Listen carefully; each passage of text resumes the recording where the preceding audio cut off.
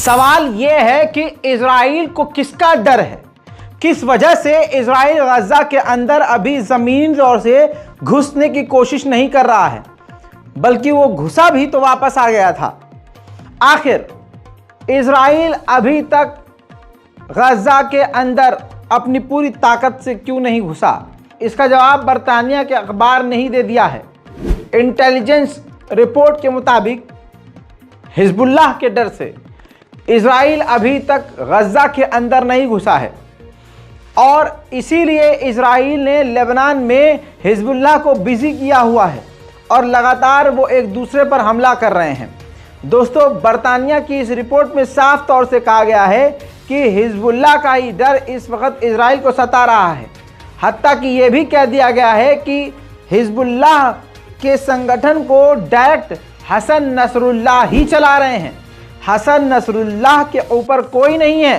Hasan Nasrallah खुद आदेश दे रहे हैं और वही सब हो रहा है जैसा वो चाह रहे हैं। इसी वजह से इजराइल नहीं चाहता कि डायरेक्ट इजराइल का भिड़ंत, हमारा भिड़ंत जो है लेबनान के इस हिजबुल्लाह से हो जाए, क्योंकि हिजबुल्लाह हमास से कई गुना ज़्यादा ताकतवर है। पिछले 10 दिनों से तो लगातार हिजबुल्लाह भी हमलावर है और लगातार दिन प्रतिदिन उसके हमलों की शिद्दत बढ़ती जा रही है।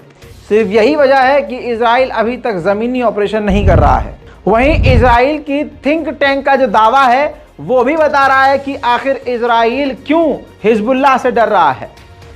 इजराइल की थिंक टैंक ने बताया है, एजेंसी ने बताया है कि हिजबुल्लाह के पास 2 लाख से ज़्यादा मिसाइलें मौजूद हैं और 1 लाख सैनिक, जो कि इजराइल को बुरी तरह से टक्कर देने के लिए काफ़ी है। दोस्तों, यूएन के एक्सपर्ट्स ने लॉयर्स को, यानी सीनियर जो एडवोकेट्स होते हैं, उनको कहा है कि इजराइल को समझाइए कि जंग में अंधा होकर वॉर क्राइम ना करे और अपने लिए मुसीबत खड़ी ना करे।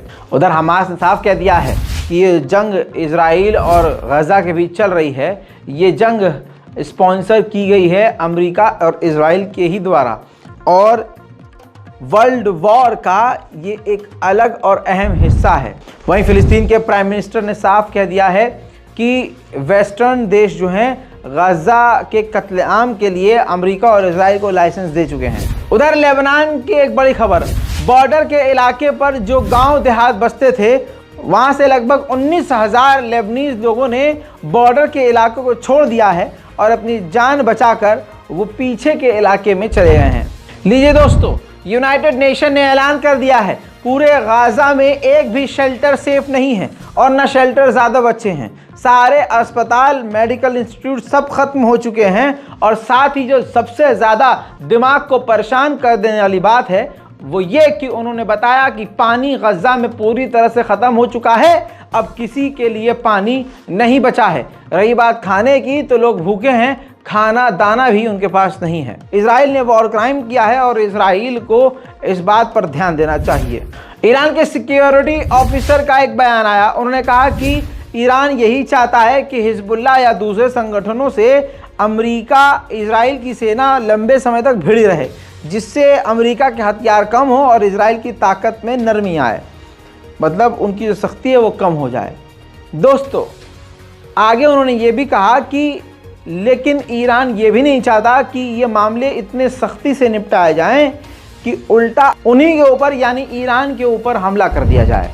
इजराइल के डिफेंस मिनिस्टर ने बड़ा बयान देते हुए कहा कि ये आखिरी जंग है हमास की, इसके बाद हमास लड़ने के लिए बचेगा ही नहीं। חודש, חודשיים, 3, אבל בסוף לא יהיה חמאס. דבר השני, האויב צריך לפגוש לפני שהוא פוגש את כוחות השריון והחי"ר, הוא צריך לפגוש את הפצצות של... तो दोस्तों, आपने सुना, ये है ताज़ा तरीन लेटेस्ट अपडेट। चैनल को सब्सक्राइब कीजिए सबसे पहले और उसके बाद अपनी राय कमेंट में लिखिए। उसके बाद इस वीडियो को अपने व्हाट्सएप, इंस्टाग्राम, स्नैपचैट जो इस्तेमाल करते हैं, फेसबुक, सीधा पोस्ट कीजिए। जय हिंद।